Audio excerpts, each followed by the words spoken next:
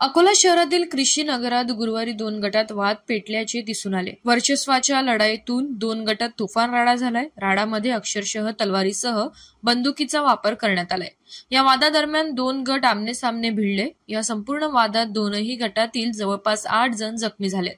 दरम्यान घटनास्थळावर गोळीबार झालाय, तर घटनास्थळावर 2 जिवंत कारतूस देखील पोलिसांनी जप्त केलेत, तर एक गोळी हवेत फायर करण्यात आला। जखमींवर अकोल्याच्या शासकीय रुग्णालयात उपचार सुरू। गुरुवारी रात्री 7 वाजता सुमारास आकाश गवई आणि संतोष वानखेडे या 2 गटात वर्चस्वाच्या लढाईतून हा वाद झाला होता।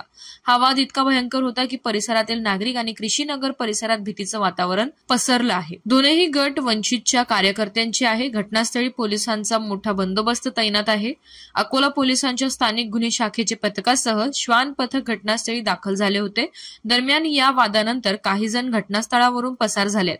पोलीस सर्वांची ओळख पटवण्याचे काम सुरुवात करून अनेकांची धरपकड पोलिसांनी सुरू केली आहे। सतीश वानखेडे आणि आकाश गवई यांचे आपसामध्ये जुने वाद आहेत आणि त्या जुन्या वादातून आज नेमकी काय घटना घडली ती तपासाचा भाग आहे। पण आज त्यांनी इथं कृषीनगरमध्ये आपसात चाकू तलवारने एकमेकावर दोन्ही गटांनी हल्ला केला।